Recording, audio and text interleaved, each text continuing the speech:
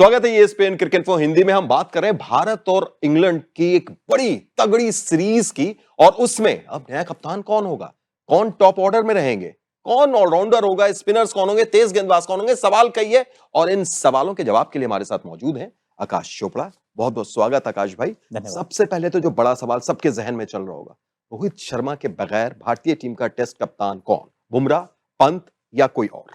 देखिए गिल भी है। हाँ, वैसे लग रहा था कि बुमराह होंगे। मतलब अगर आप बॉर्डर गावस्कर ट्रॉफी शुरू होने से पहले ये सवाल पूछते या फिर पहले टेस्ट मैच के बाद पूछते या फिर सिडनी टेस्ट मैच की टॉस से पहले पूछते तो यही जवाब आता कि बुमराह।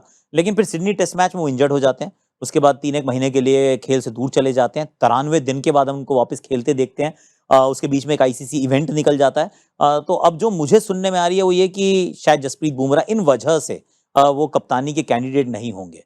कि 5 टेस्ट मैचेस शायद वो पूरे खेलेंगे भी नहीं, हो सकता है उसमें भी बीच में विश्राम लेना पड़ जाए उनको। तो फिर आपको देखना होगा किसी और की तरफ। और इस समय आपको शुभमन गिल की तरफ जाना पड़ेगा। ऋषभ पंत एक बहुत बढ़िया चॉइस होते हैं। चोट जब उनको जो इंजरी हुई, उनका जो एक्सीडेंट हुआ, उससे पहले अगर ये सवाल पूछते तो हम 100% आंखें बंद करके थे ऋषभ पंत।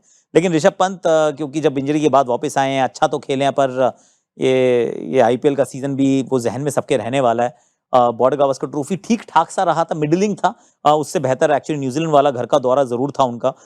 तो मुझे तो लग रहा है कि शुभमन गिल की तरफ भारतीय टीम जाने वाली है, क्योंकि शायद ये भी सोच रहे होंगे कि हर फॉर्मेट में क्या नया कप्तान चाहिए। बिल्कुल। क्योंकि ऑलरेडी ODI में आपने वाइस कप्तान शुभमन को बना दिया है, T20 में तो सूर्या कर रहे हैं, अब यहाँ पे अगर आपने ऋषभ को बनाया तो फिर हर फॉर्मेट में आपको इवेंचुअली वो एक अलग कप्तान दिखेगा। मे बी भारत उसके लिए शायद सोच रहा है कि हम तैयार नहीं है। Fair enough. शुभमन गिल को लेकर कई तरीके की बातें भी चल रही हैं, उनके लीडरशिप क्वालिटी की भी बात हो रही है। लेकिन अगर टॉप ऑर्डर की बात करें आकाश भाई, तो यहां पर टॉप ऑर्डर में आप किसी की वापसी देख रहे हैं, लाइक चेतेश्वर पुजारा, या फिर साई सुदर्शन या करुण नायर जैसे खिलाड़ियों को आप तरजीह देंगे? मुझे नहीं लग रहा है कि पुजारा और रहाणे की तरफ देखेगी ये भारतीय टीम। और उसकी प्रमुख वजह ये भी हो सकती है कि नया साइकिल है ये, 2 साल का साइकिल है। ये मुश्किल दौरा है, इसमें कोई डाउट नहीं है, पर अब मुश्किल दौरा सोचकर आप किसी को युवा को ना लेकर जाएं और आप सोचें चलो हम पुरानों को ले लेते हैं, तो फिर अगर वो इस टूर्नामेंट में अच्छा करते हैं, सीरीज अच्छा करते हैं, तो फिर तो आपको उनके साथ ही चलना होगा ना। और तो भविष्य की तरफ अगर आप देखना शुरू करते हैं तो हो सकता है कि आपको वर्तमान में थोड़े से लॉसेस के लिए तैयार रहना पड़े। आपने बॉर्डर गावस्कर ट्रॉफी में वो नहीं किया। तब तो वो एकदम क्वालिफिकेशन दांव पे लगा हुआ था। न्यूजीलैंड आप घर पे हार चुके थे। तो फिर यहाँ तो मुझे नहीं लगता कि उनकी तरफ जाने वाले हैं चयनकर्ता। आई थिंक सुदर्शन, करुण नायर, ये दोनों ही हो सकता है कि 15 का हिस्सा।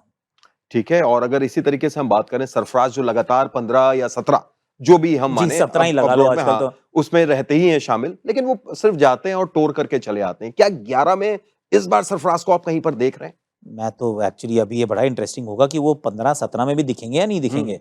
हम्म। ये अनफॉर्चुनेट है, इसमें डाउट नहीं है।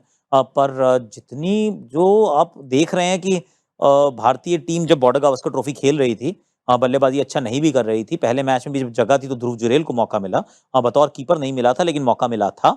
और उसके बाद भी अगर आप देखें तो उनकी तरफ तो नहीं देखा है, सरफराज की तरफ। ऐसी खबरें भी आई थी कि वो खिलाने का मन भी नहीं है, ऐसा कुछ सोच नहीं रहे। तो ये बड़ा इंटरेस्टिंग होगा कि अगर आपने सोचा है कि इनको हमें खिलाना ही नहीं है, तो फिर तो 17 में ले जाने का कोई सेंस भी नहीं है। लेकिन बिना खिलाए आप उनको ये मान लीजिए कि वो ऑस्ट्रेलिया अच्छा नहीं करेंगे, इंग्लैंड अच्छा नहीं करेंगे, तो ये भी वैसे बहुत अन्याय होगा। तो सेलेक्टर्स को सोचना पड़ेगा कि ये न्याय की तरफ जाना है या फिर जो उनकी बहुत स्ट्रॉन्ग गट फील है उसकी तरफ जाना है। ये किसी भी तरीके से देखेंगे तो ये निर्णय थोड़ा सा कठिन। कठिन निर्णय है ये। बिल्कुल। और जैसा खेलते हैं सरफराज रेड बॉल में, हम देखते हैं हम्म। डोमेस्टिक में, उसके बाद मिस करते हैं तो थोड़ा सा लगता ही है। जी। अगर इंग्लैंड की हम परिस्थितियों की बात करें और ऑलराउंडर्स की बात करें, तो वहां पर आप शार्दुल, तेज गेंदबाजी ऑलराउंडर, जी। शार्दुल ठाकुर या NKR, नीतीश कुमार रेड्डी? नीतीश कुमार रेड्डी तो पक्का होंगे टीम में, मुझे लगता है। मतलब ठीक वो है। उनका तो आना पक्का है, लेकिन शार्दुल को भी शायद आप अपने साथ रखना चाहें। ये इस दृष्टिकोण से मैं सोच रहा हूँ कि नीतीश से ना उतनी बॉलिंग नहीं कराई है, ना वो कराई है, ना उन्होंने उतनी विकेट्स ली हैं, टू बी फेयर। तो हो सकता है कि टीम में तो आप रखेंगे नीतीश को, क्योंकि मेलबर्न में 100 बना के आ रहा है भाई, बॉक्सिंग डे टेस्ट मैच में 100 बनाया है। तो उनको आप रखेंगे तो जरूर, पर शार्दुल के बारे में भी जरूर सोचेंगे, क्योंकि पिछली बार भी जब शार्दुल गए थे तो मुझे याद आ रहा है एक ओवल का टेस्ट मैच था जिसमें इन्होंने 50 भी बड़ी जल्दी जल्दी राइट। बना दिया था और विकेट्स भी इन्होंने चटका दिए थे। तो वो एक टेम्पटिंग ऑप्शन हमेशा रहते हैं और इंग्लिश कंडीशन में उनकी इसी वजह गेंदबाजी से। थोड़ा सा और अगर तेज गेंदबाजी पर बात करें, स्पिनर से पहले तेज गेंदबाजी की तरफ आ जाते हैं, वहां पर प्रसिद्ध कृष्णा जो बीजीटी में गए, सिराज, आकाशदीप, यही आप देख रहे हैं या फिर शमी को इसमें किसी तरीके से आप सेट कर रहे हैं? देखिए शमी आएंगे तो सही, मुझे लगता है ऐसा कि 17-18 जो भी स्क्वाड इवेंचुअली बनेगा उसका हिस्सा तो होंगे, क्योंकि बहुत मिस किया था बॉर्डर गावस्कर ट्रॉफी में। अभी भी अगर देखें तो लगातार क्रिकेट तो खेलते आ रहे हैं, तो खेलने की फिटनेस तो दिख रही है। ऐसा नहीं है कि आपको लग रहा है कि वो एक टेस्ट मैच लास्ट नहीं कर पाएंगे, एक टेस्ट का दौरा लास्ट नहीं कर पाएंगे, वो वाली समस्या नहीं है। पर्सनली मुझे जरूर एक थोड़ी सी है कि उतनी लय अभी तक वैसा पुराना शामी मुझे नहीं दिखा है, बट हो सकता है ये सिर्फ मुझे ही ना दिखाओ। ये हो सकता है कि कप्तान को दिख रहा है, हो सकता है सेलेक्टर को, कोच को दिख रहा है कि भाई हम बड़े खुश हैं, जितना हमने देखा वी आर 100% सर्टन शामी आएगा, शामी एकदम शामी वाला काम करेगा। सर प्लीज लेकर जाओ, क्योंकि बहुत मिस किया था इनको और ये परिस्थितियां भी उस तरीके से बहुत अनुकूल होंगी, और तो शामी को मुझे लगता है स्कीम ऑफ थिंग्स में तो रखेंगे। तो आपके 5 बॉलर फिर तेज, अगर 5 हम मान के चले, शमी एक हो गए, इसके अलावा सिराज? सिराज, प्रसिद्ध कृष्णा, जसप्रीत बुमराह और फिर ये शार्दुल ठाकुर स्लैश हर्षित राणा स्लैश आकाशदीप स्लैश एक लेफ्ट आर्म पेसर अगर ले जाने का मन किया तो। मैं यही पूछने वाला था कि लेफ्ट आर्म पेसर की तरफ अर्शदीप या खलील अगर आप ले जाते हैं तो इंग्लिश कंडीशंस में क्या एक थोड़ा-सा टेम्प्ट होगी टीम इंडिया उधर भी? हो सकती है। ये लेफ्ट आर्म पेसर का फायदा तो होता है, इसमें डाउट नहीं है। इनफैक्ट लास्ट टाइम जब हम वहाँ सीरीज जीते थे, तो हमारे पास जहीर भी थे, हमारे पास आरपी स्विंग भी थे। तो दो लेफ्ट आर्म अच्छे हमारे पास पेसर्स थे और बड़ा अच्छा काम किया था हमारे लड़कों ने। तो 2007 की बात है, भरसा भी दिया इस बात को।